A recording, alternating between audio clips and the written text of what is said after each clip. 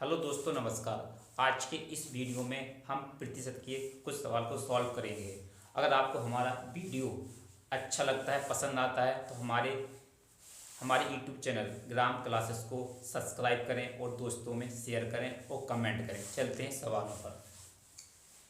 यदि मिटाने वाले रबड़ों के भाव में 25% की कमी हो जाए तो कोई व्यक्ति 1 रुपये में 2 रबड़ अधिक और खरीद सकता है। 1 रुपये में प्रत्येक रबड़ों की संख्या कितनी है? दूसरा सवाल है, किसी वस्तु के मूल्य में 33% की कमी होने पर 1 रुपये में 4 वस्तु अधिक खरीदी जा सकते हैं। घटने से पहले वस्तु का मूल्य कितना था? हमने माना कि पहली वस्तु कितनी थी। पहले रबड़ हम लेते थे, रबड़ को हम आर से लिख देते हैं, आर से। अब 25% का मान होता है 1/4। 1/4 पे 1 की कमी करेंगे तो कितना हो जाएगा? 3/4 हो जाएगा। अब 3/4 रुपये 3/4 रुपये, ये हो जाएगा 3/4 रुपये में कितनी रबड़ खरीद रहा है वो? 3/4 कितनी रबड़ खरीद रहा है वो? आर रबड़ खरीदा हमने, रबड़ की संख्या आर मानी है। अब हम 1 रुपये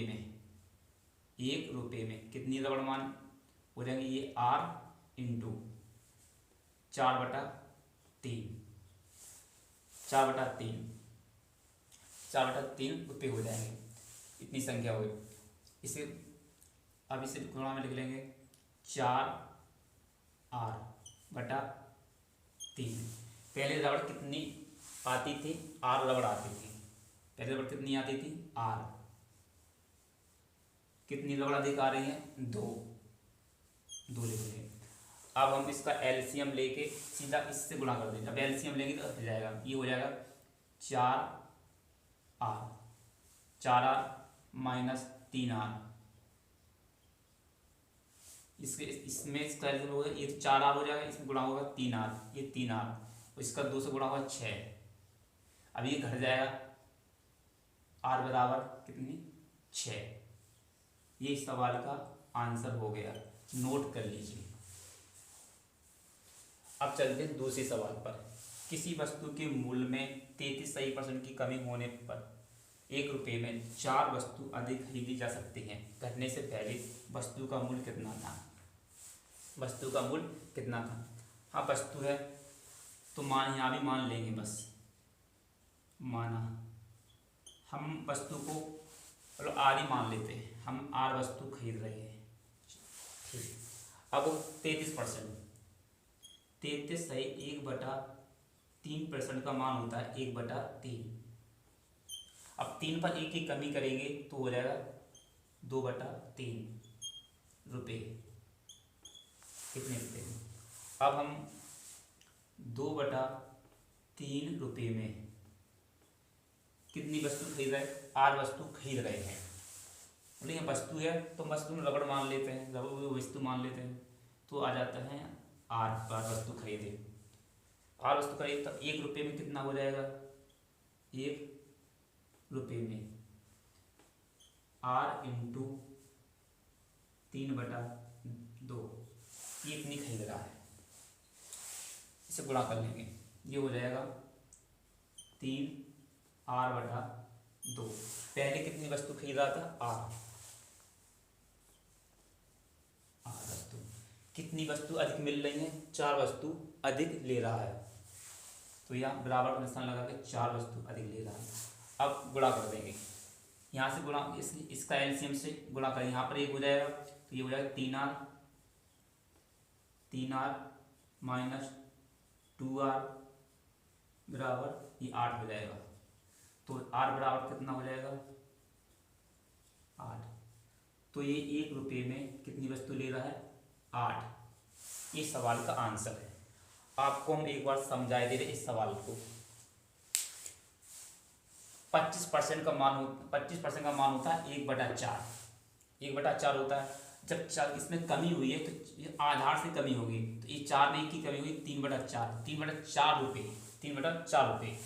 3/4 हम कितनी रबड़ मान वस्तु आ रही, R वस्तु आ रहे हैं, तो 1 रुपये में कितनी आएगी, 1 रुपये में वस्तु जब आएगी, ये जब इस तरफ जाएगा बदल जाएगा, ये हो जाएगा R × 4/3, इससे गुणा कर देंगे, ये हो जाएगा 4R/3। पहली वस्तु कितनी मानी थी हमने, R मानी थी, तो R हमने लिख दी। कितनी वस्तु अधिक आ रहे हैं, 2 वस्तु अधिक आ रहे हैं। अब इसका हमने गुणा कर दिया, ये इसका 4R, इसका इसमें गुणा हो जाएगा 2R, इसका 2 से गुणा 6, इसमें ये घट जाएगा तो बचेगा R बराबर कितना आएगा 6। तो इस सवाल का आंसर आ गया 6। 1 रुपये में कितनी रबड़ों की संख्या, तो 1 रुपये में रबड़ों की संख्या 6 आ गई। सवाल तो आप लोगों को समझ में आ गया होगा। चलते ही सवाल को समझाया गया। माना कि रबड़ वस्तु हमने यहाँ वस्तु को कोई आधी मान लिया है, 33% का मान होता है 1/3, 1/3 का मान 1/3। अब इसमें कमी हुई है तो 2/3 हो जाएगा, 2/3 रुपये। 2/3 रुपये में कितनी वस्तु, R वस्तु। 1 रुपये में R × 3/2, ये हो जाएगा 3R/2। कितनी वस्तु मानी हमने पहले, R वस्तु मानी, तो R। अब वस्तु कितनी ज़्यादा मिल रही है, 4 वस्तु ज़्यादा मिल रही, तो ये बराबर 4 आ गया। फिर इसे गुणा कर देंगे, गुणा करेंगे तो 3R, 2 से होगा 2R, 3 से 2 से गुणा होगा 8। अब इस जाएगा 3R में से 2R जाएगा, बचेगा R बराबर कितना 8। तो 1 रुपये में ये भी इसने पूछा है घटने से पहले वस्तु का मूल्य कितना था, मतलब 8 था, 1 रुपये में 8। इस सवाल का आंसर। चलते हैं नेक्स्ट पेज पर, अगले सवाल पर आते हैं। ए की आय बी की आय से 10% अधिक हो तो बी की आय ए की आय से कितने प्रतिशत कम है। हमारा दूसरा सवाल है, किसी भिन्न के अंश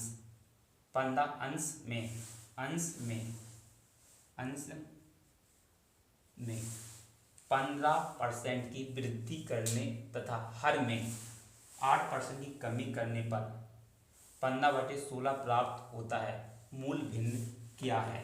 इस सवाल को सॉल्व करना है, आइए करते हैं।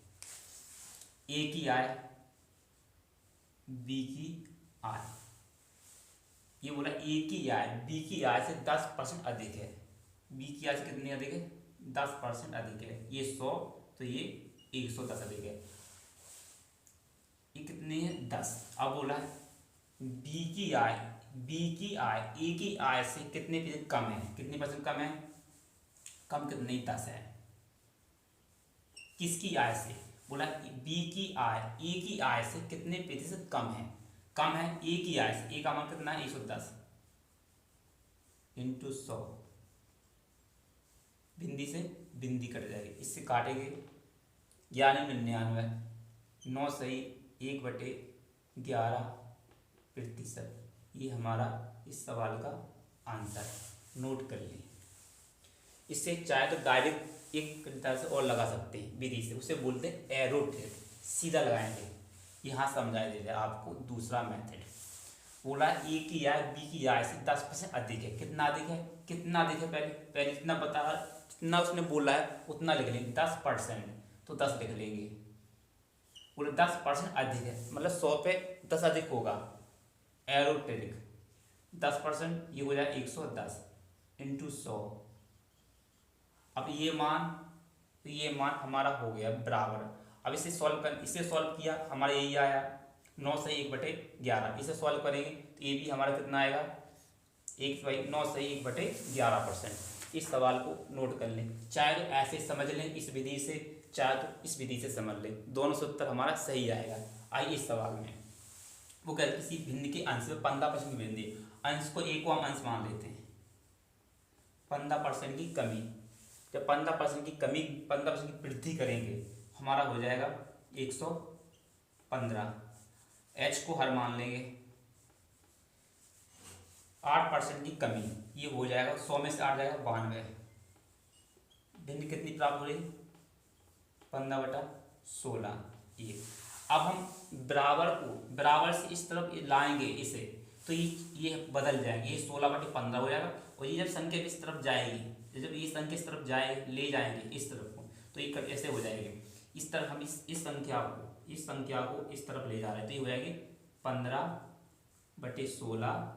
अब जब बदल ये 115/192 जब बराबर इस तरफ जाएंगे तो ये ऐसे बदलेंगे, ये 92 ऊपर पहुंच जाएगा और 115 नीचे आएगा। अब इसे हम काट देंगे। काटते हैं। 5 3 15, 5 दूनी 10, 5 3 15, ये करें 23 कम 23, 23 दूनी 6, 23 चौको 92, 23 चौको 92, 4 बार 4 चौको 16। अब कितना 3/4, ये हमारा उत्तर आ गया 3/4। ये हमारे सवाल का आंसर होगा।